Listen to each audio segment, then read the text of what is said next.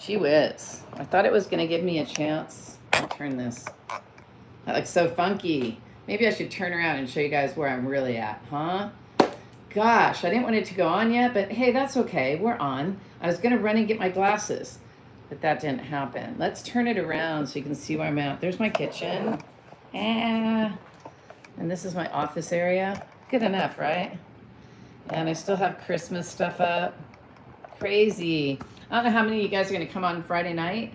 This is why I don't normally wear my hair down. It's all curly and crazy. But anyway, nobody's on yet, so I'm just kind of talking. But I still have Christmas stuff out. So those are Christmas pillows and a candy cane. Hi, how are you doing? So anyway, I don't know. Is that Arlene? I don't know who's on with me yet. But people will come on. I wanted to talk about what's happening in California, but not just in general. I want to talk about the broker's exam, the sales exam, what's happening with real estate. And I was on a town hall today talking about the wildfires in California. It's kind of crazy here. I gotta fix this, huh? Anyway, so I have my notes. Oh, of course, they're way over there. So I have my notes. Hi and welcome. And I'm gonna go from YouTube to probably then Instagram and then to TikTok. And TikTok will still be here for me to go on later today. But anyway, I don't know about you guys, but I hate taking down. There's Arlene. She's going to help me because she can read everything that you guys are typing, and I can't because I was going to run up and get my glasses before it went on, and for some reason it said you're live, and I'm like, wait, I'm not ready to go live. I need my glasses.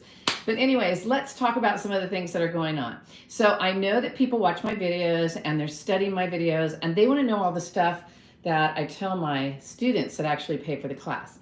So here's the thing. Hey, it's Roy Reyes. He's over there in our group. Good morning, he says. But anyway, a reminder. But anyway, here's the thing. What we do is we teach people how to pass the broker's exam, the real estate exam, and the MLO exam, okay? And when I'm teaching people how to do that during our classes for all three of those are approximately 16 hours long.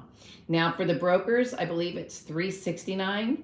For the loan officers and the real estate agents, it's $229, and that is a really good price. I know other places are a lot more.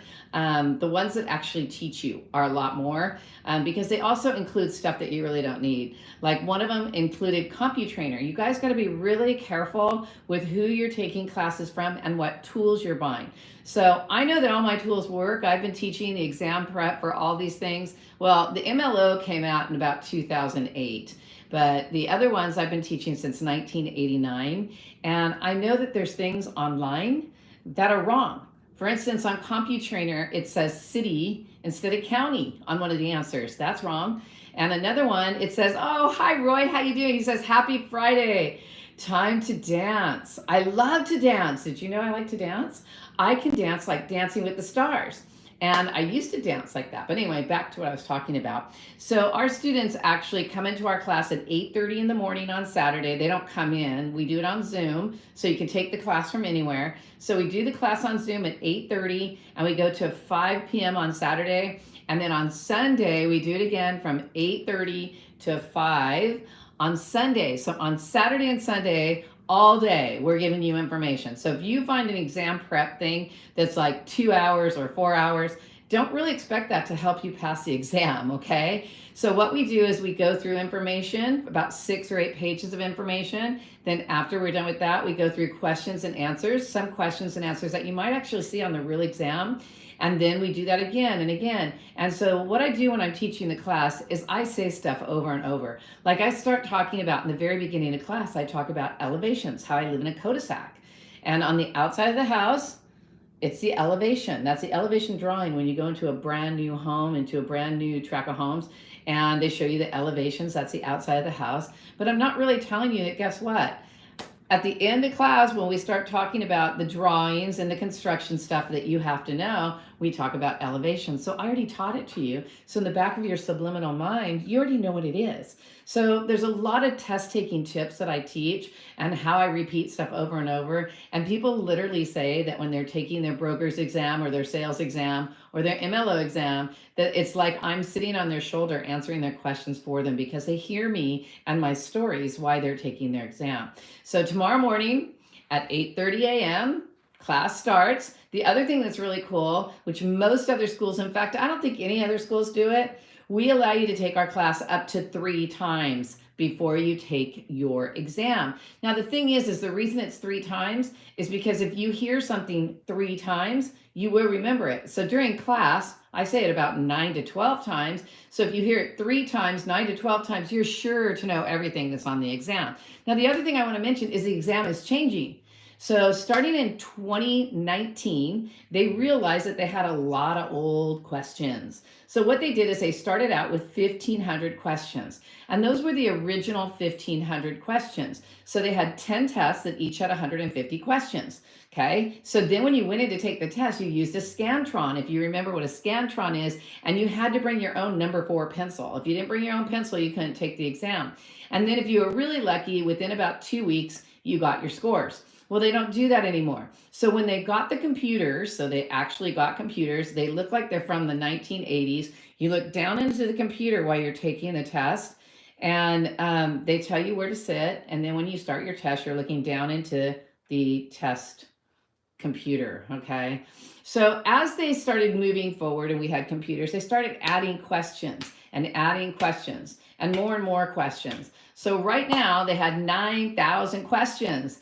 And I don't know how many out of those 9,000 questions were absolutely old as dirt.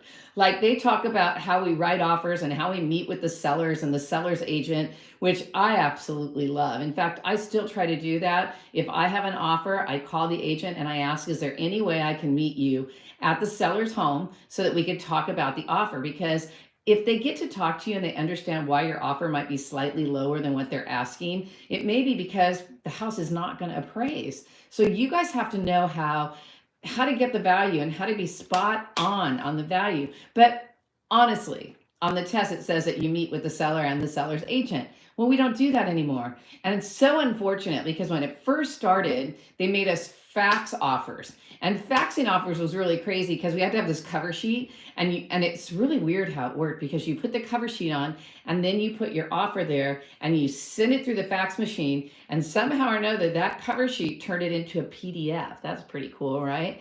And then after we got done faxing it, we finally learned how to do PDF and emails, and that's how we do offers now. We don't do it the way it says on the exam.